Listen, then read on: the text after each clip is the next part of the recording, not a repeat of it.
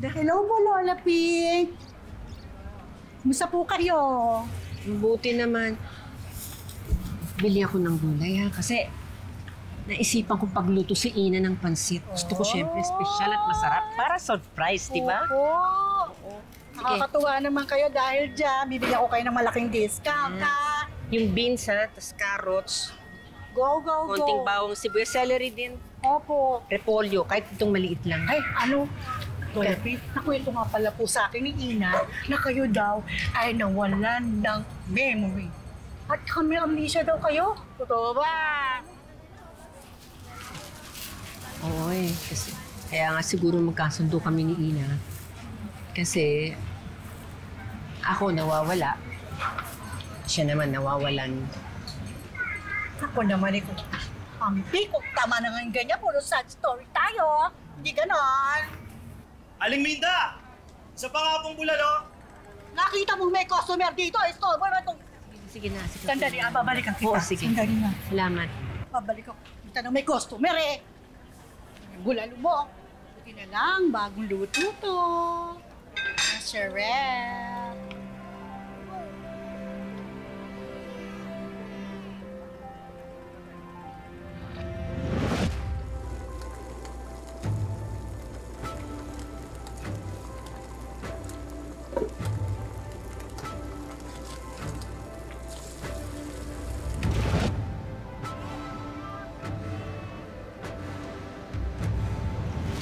Chop ka pa ng patatas, kailangan ko pang patatas, ha?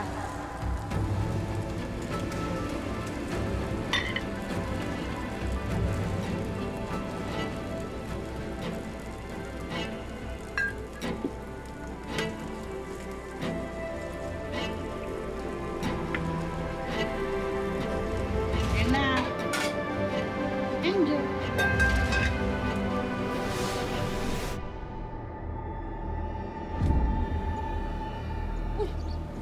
Lola Pink! Ano nangyayari sa inyo? Ano? Hoy, Lola Pink! Naku, okay lang po ba kayo? Ay, ito na po. Ay, sige, ito. Ito. Ay!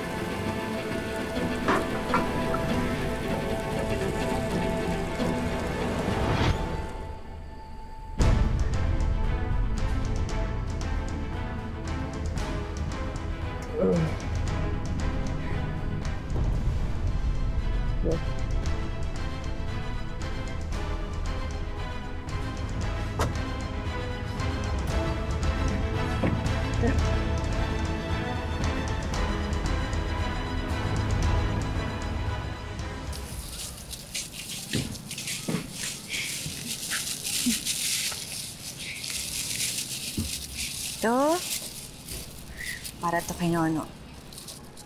Ito naman, para kay Lola Pink. Sana magustuhan niya.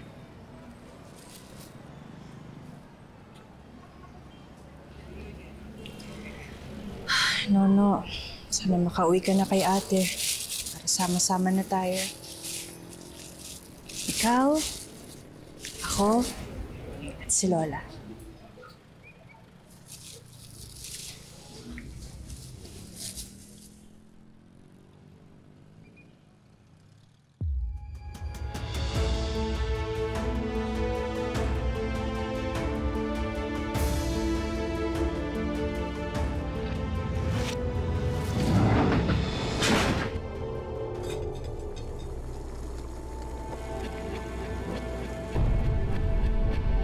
So, kasalanan ko pa?